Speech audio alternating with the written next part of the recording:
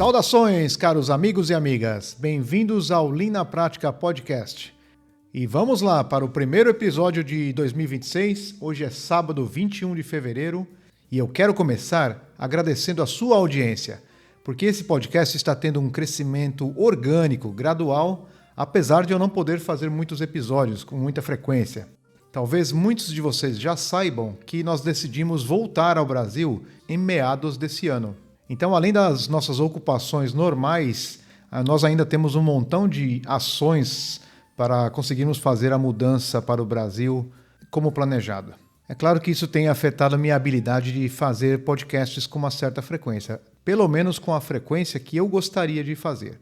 Mas creio que até o final do ano, digamos, o quarto trimestre do ano, eu consiga fazer episódios com maior frequência, de preferência entrevistando pessoas ligadas à melhoria contínua, já que esse formato parece ser mais interessante, pelo menos do meu ponto de vista. Eu também aprendo muito com as pessoas que passam por esse podcast. Além de agradecê-los, eu gostaria de pedir para vocês continuarem compartilhando esse podcast com as pessoas que vocês acham que possam se beneficiar com esse conteúdo. Além disso, pessoal, se puderem, deem 5 estrelas no Spotify ou no seu tocador de podcast favorito para que esse podcast alcance mais pessoas e continue esse crescimento orgânico. Vocês também podem fazer comentários nas plataformas e enviar perguntas e sugestões por e-mail ou pelo WhatsApp. Então, bora falar sobre o tema desse episódio. Ele tem o intuito de provocar uma profunda reflexão sobre um comportamento social muito intrigante e que pode ser também muito perigoso. Esse comportamento social coletivo compartilhado é chamado de normalização de desvios. Nós vamos abordar um pouco de história, ciência, comportamento social, cultura organizacional, sobretudo de segurança, e, por fim, a melhoria contínua como um meio poderoso de moldar essa cultura organizacional de forma intencional, de forma a frear, inibir ou controlar esse fenômeno chamado normalização de desvios. O motivo pelo qual eu escolhi esse tema é que as comunidades ligadas à segurança do trabalho, à segurança de processos, comemoraram em 28 de janeiro de 2026 os 40 anos da explosão do ônibus espacial da NASA, a Challenger. Aqui vale dizer que eu usei a palavra comemorar no sentido etimológico da palavra, de lembrarmos em conjunto, de trazer à memória coletivamente.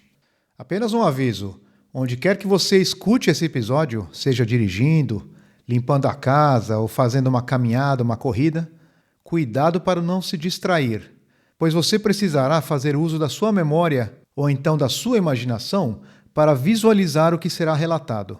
Então, pessoal, sem mais delongas, bora falar sobre normalização de desvios e sobre melhoria contínua como um poderoso antídoto para esse fenômeno social. Então vamos lá. Eu vou começar pelo fato histórico que deu origem ao termo normalização de desvios. Trata-se da explosão do ônibus espacial da NASA chamado Challenger. Isso aconteceu em 28 de janeiro de 1986. Vocês vão escutar agora um áudio de um documentário do History Channel, que é, na verdade, um trailer do documentário completo, que traz alguns elementos dessa tragédia. Aviso que o áudio pode trazer algumas emoções. Para mim, sempre traz. Toda vez que eu vejo o vídeo ou que eu escuto esse áudio, me traz algumas emoções decorrentes do fato da explosão em si e de todo o contexto. Vocês ouvirão os sons do lançamento, pessoas vibrando ao assistirem ao lançamento ao vivo, o som da explosão, que ocorreu 73 segundos após o lançamento. O áudio está em inglês, mas vocês escutarão o lamento de várias pessoas entrevistadas pelo documentário, que são familiares, colegas e amigos dos 7 tripulantes, incluindo uma professora de 37 anos. Ela que havia sido escolhida para ser a primeira profissional de educação a voar no programa espacial da NASA. O país inteiro estava assistindo aquele lançamento. Esse foi o contexto em que esse acidente aconteceu. Vamos escutar o áudio então. 3, 2, 1, and liftoff.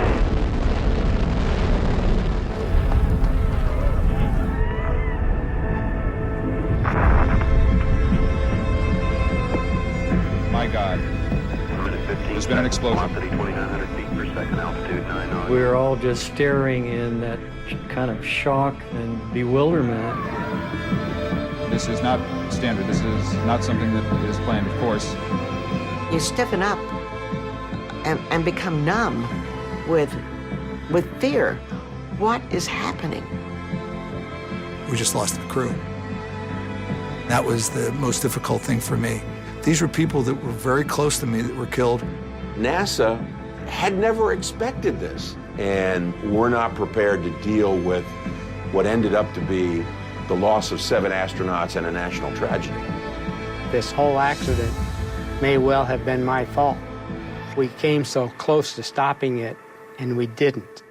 Bem, a última pessoa que falou aí no documentário chamava-se Alan MacDonald.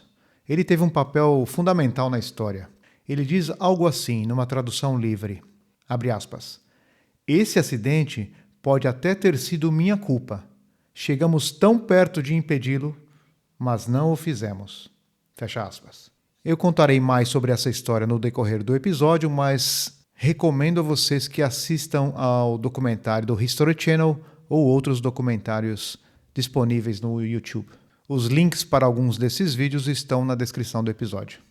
Bom, tendo colocado o fato histórico e o contexto em que ele ocorreu, no mesmo ano de 1986, ocorreu a investigação feita pela Comissão Presidencial para o acidente do ônibus espacial Challenger, que revelou tanto as falhas técnicas que levaram ao acidente, como vários problemas de comunicação e pressões organizacionais dentro da NASA que levaram ao acidente. Depois que o relatório da comissão ficou disponível, uma socióloga e professora americana chamada Dra. Diane Vaughan resolveu estudar o caso para escrever um artigo. Ela não só leu o relatório da comissão, como dezenas de milhares de documentos, fez entrevistas e, ao invés de escrever um artigo, ela escreveu um livro. 10 anos depois, em 1996, ela lançou o livro o título está em inglês, The Challenger Launch Decision, Risk Technology, Culture and Deviance at NASA. Nesse livro, a doutora Vaughan cunhou o termo normalização de desvios. O fenômeno social que ela reconheceu que estava presente na NASA e que levou à explosão da Challenger. E o que é, então, a normalização de desvios? Uma definição é a seguinte: o processo gradual pelo qual práticas e padrões inaceitáveis se tornam aceitáveis ao longo do tempo. À medida que o comportamento desviante se repete e que não há consequências negativas, ou aparentemente negativas, ele se torna a nova norma social da organização. Ou seja, o desvio se torna a norma. O desvio é normalizado. Já viram isso acontecer? Eu estou com o livro da doutora Diane Vaughan em mãos e é realmente um livro muito completo. Assim como a comissão o fez, ela apontou as causas técnicas do acidente, porém ela foi muito além na parte organizacional, na parte da cultura organizacional da NASA naquele momento e nos anos anteriores. As causas técnicas ficaram muito claras, que estavam ligadas ao sistema de vedação do propulsor de foguete de combustível sólido.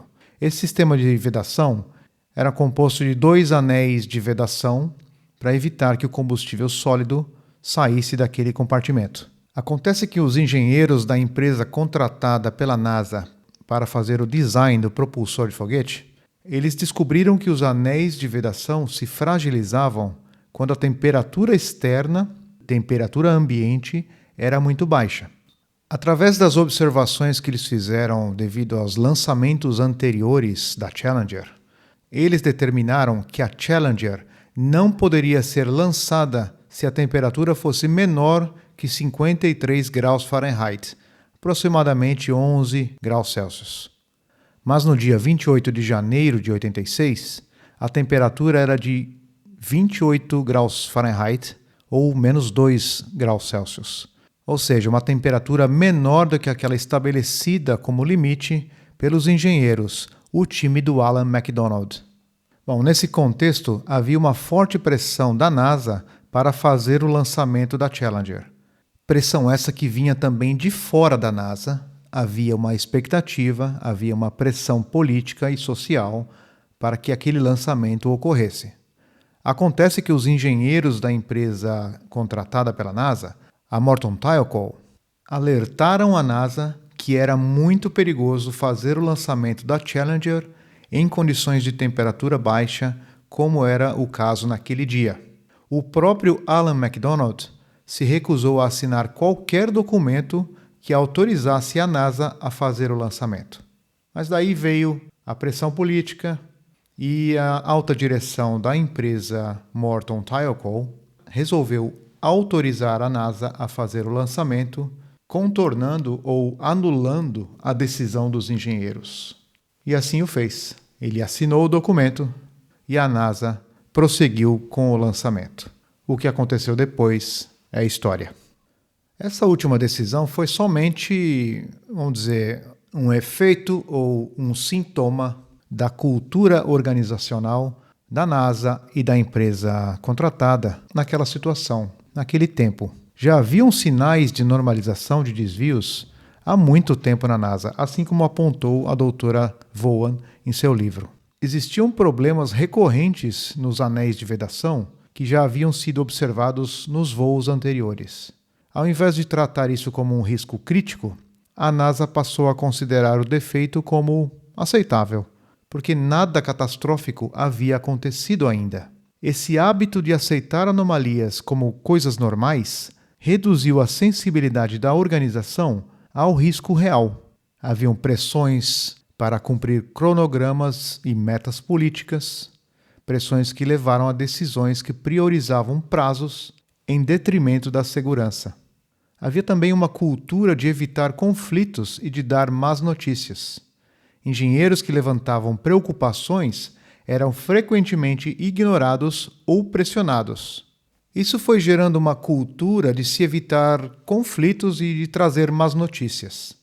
Más notícias atrapalham o programa. Então esse clima implícito desencorajava as pessoas a manterem uma comunicação aberta. Era preferível ficar em silêncio e aceitar. No caso da Challenger, os engenheiros não aceitaram, os engenheiros alertaram dos perigos de fazer o lançamento. Porém, a decisão tomada na noite anterior ao lançamento mostrou claramente essa dinâmica entre as organizações. A NASA pressionou a Thiokol até que essa revertesse a sua recomendação de não lançar a Challenger. Havia na NASA, naquele tempo, também uma sensação que era baseada em histórico de sucesso. Como o programa da NASA havia realizado vários voos sem acidentes graves, sem acidentes fatais, a NASA foi perdendo um elemento que é muito importante em qualquer indústria de risco, que é manter um senso de vulnerabilidade. Então esse otimismo organizacional levou a NASA a subestimar os riscos que eram, na verdade, bem conhecidos e bem documentados, como mostra a doutora Vaughan em seu livro. Resumindo, a explosão da Challenger não foi um acidente inevitável. Ele foi o resultado de uma série de decisões moldadas por uma cultura organizacional que priorizou cronogramas, cedeu a pressões políticas e à imagem pública e subestimou os riscos reais das suas operações, sistematicamente ignorando o conhecimento e a experiência dos especialistas.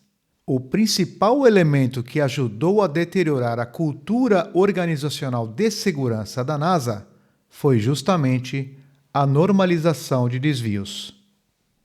Além do livro da doutora Vaughan, eu tenho mais uma recomendação que infelizmente não tem em português, mas para os especialistas na área de segurança de processos é uma boa recomendação.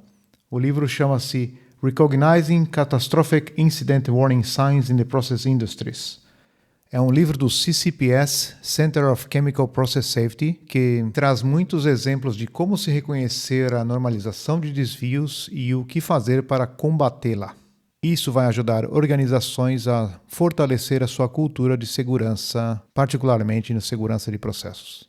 As referências estão na descrição do episódio.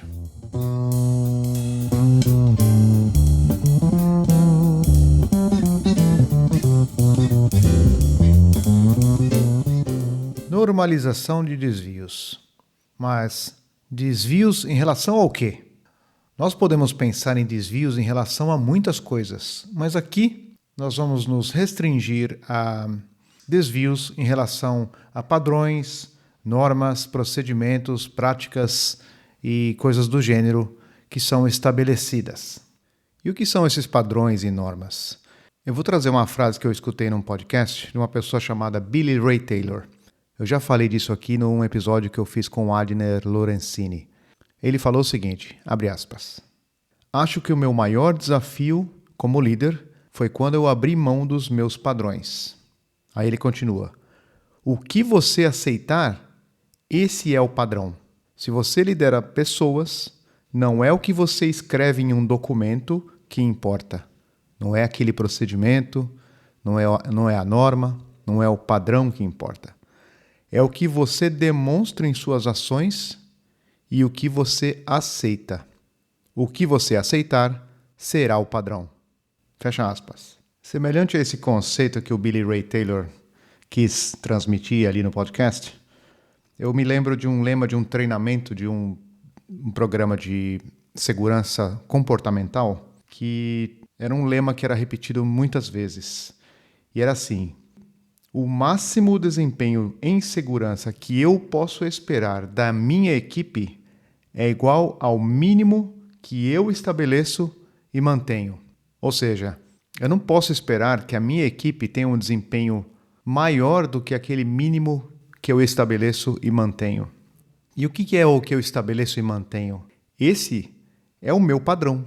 Se eu estabeleço e mantenho um padrão elevado, eu tenho uma chance que as pessoas que trabalham comigo vão chegar naquele padrão elevado. Ao contrário, se o mínimo que eu estabeleço e mantenho é muito baixo, eu não posso esperar que o desempenho das pessoas que trabalham comigo, que me seguem, seja superior àquele mínimo. Não será. Então eu tenho que pensar em trazer esse mínimo para cima e trazer as pessoas junto comigo. Tá certo? E lembrar que o padrão é aquilo que nós aceitamos. Não é o que está escrito num procedimento. Mas é claro que as normas e procedimentos, os padrões devem estar escritos. Eles estão escritos. Só que nós como líderes, devemos conduzir os nossos processos para que as pessoas possam cumprir esses procedimentos. E que elas cumpram os procedimentos. E quando tiver desvios, que elas levantem a mão e peçam ajuda. Se nós simplesmente aceitarmos os desvios, o padrão será aquilo que nós aceitamos. Recentemente eu fiz uma apresentação justamente sobre normalização de desvios e alguém que estava presente ali na audiência disse o seguinte: o que nós permitimos, nós promovemos. Quando nós permitimos algo, permitimos um desvio, na verdade nós estamos promovendo, nós estamos dizendo o seguinte: está ok desviar, podem continuar desviando, que não tem problema nenhum. Nós estamos, na verdade, autorizando para ir além daquele desvio. Pode fazer o desvio não só aqui, como na outra área também. Eu achei uma reflexão excelente, porque exatamente o que acontece nesse fenômeno normalização de desvios. Nós normalizamos, nós permitimos. Só que essa ideia vai um pouco além. Nós não só permitimos, como nós promovemos aquele desvio. Bom, vou trazer aqui uma experiência que eu vivi há bastante tempo atrás, que foi a seguinte. Eu fui convidado a fazer uma avaliação numa fábrica e essa fábrica lidava com produtos químicos diversos, inclusive produtos químicos perigosos. E num dado momento eu estava de frente a uma operação, observando o que estava acontecendo ali, e me chamou a atenção como aquela área estava fora dos padrões normais de segurança, qualidade, limpeza e organização.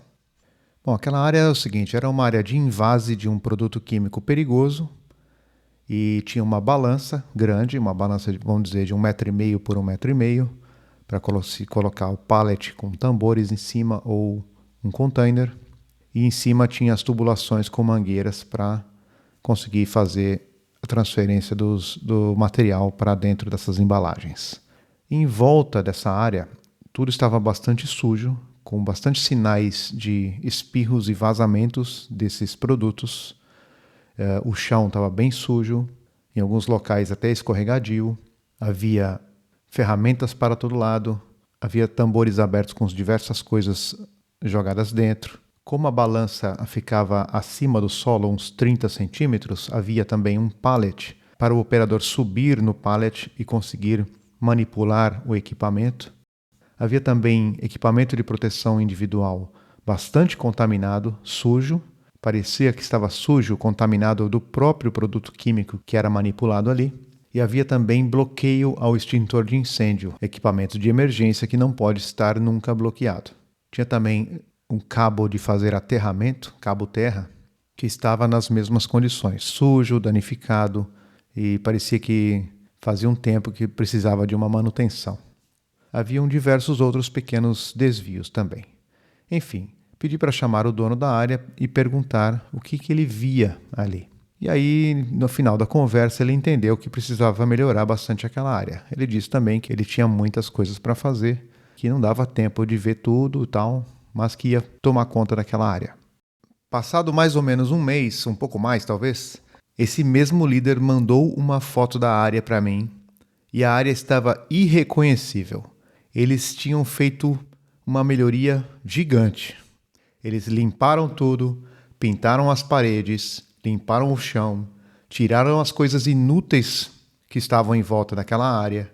Eles trocaram o pallet, que era uma improvisação, por uma plataforma fixa para o operador poder subir e acessar o equipamento.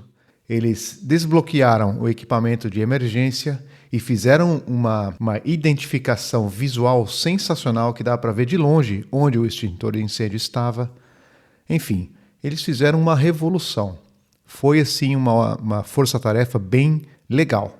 Eu perguntei o que os operadores achavam, tal, como é que eles tinham participado, e a pessoa falou, eles participaram de tudo, eles ficaram super empolgados e acharam que a área ficou muito melhor para trabalhar, muito mais segura, muito mais livre, muito mais fácil de trabalhar. Ou seja, foi um belo trabalho que eles fizeram. Daí, mais ou menos 2 anos depois daquela melhoria, eu tive a oportunidade de voltar lá e quis ir direto ver a área de invase. Aí eu pergunto a vocês, como é que vocês imaginam que eu encontrei aquela área 2 anos depois? Ou como é que vocês gostariam que eu tivesse encontrado aquela área? Eu tinha uma expectativa que eu ia ver a área bem melhor do que aquela foto, imaginando que eles tinham adotado melhoria contínua, que as pessoas estavam felizes, trabalhando de forma segura, eficiente e com bastante dedicação, entregando os produtos com bastante qualidade e assim por diante. Mas ao chegar na área, foi um balde de água fria. A área estava igual ou até pior do que a situação inicial que eu havia visto um pouco mais que 2 anos antes. Mas aquela área não se deteriorou de um dia para o outro. A deterioração acontece devagarinho, aos poucos, aceitando pequenos desvios. Pouco a pouco, esses pequenos desvios vão ficando e outros desvios vão acontecendo, e assim vai, e nada é feito, nada é corrigido, até que a situação volta a ficar precária como estava antes.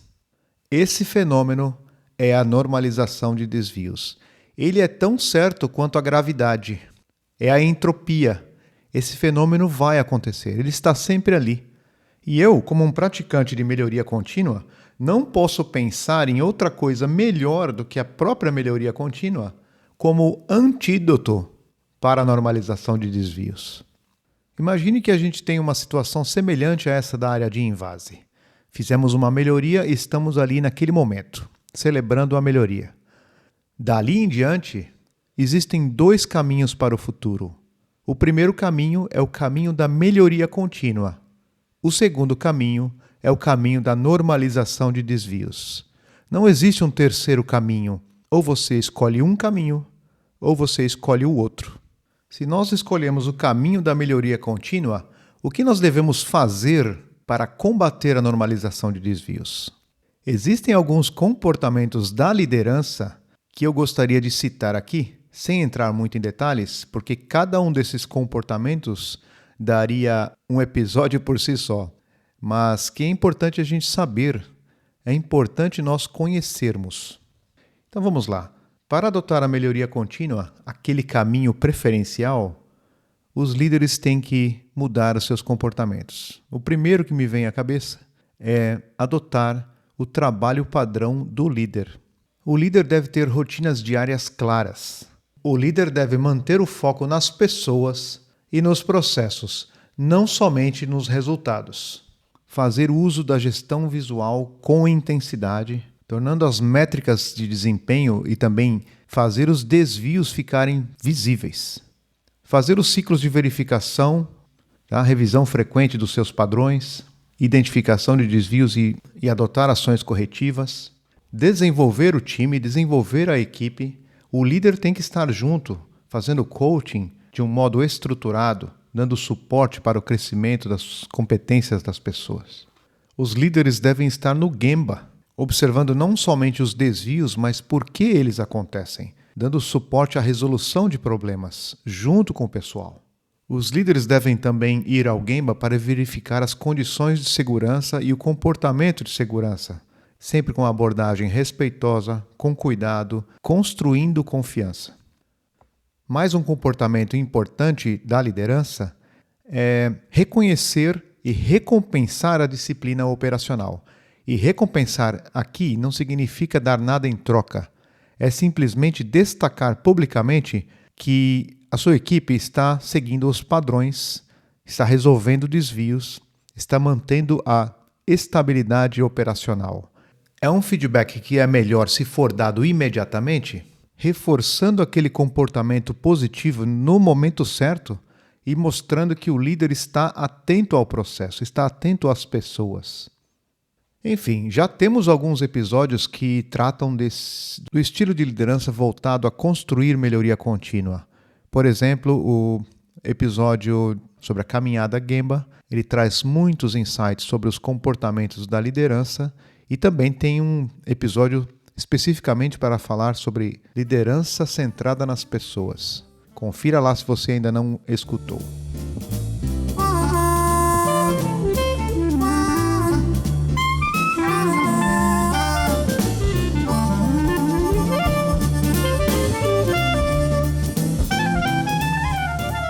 Então é isso, pessoal. Vamos fazer só uma pequena reflexão aqui.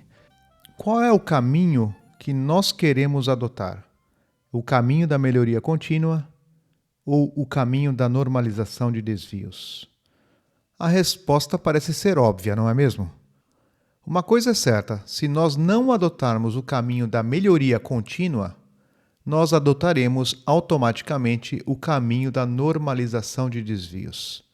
É tão certo quanto a gravidade.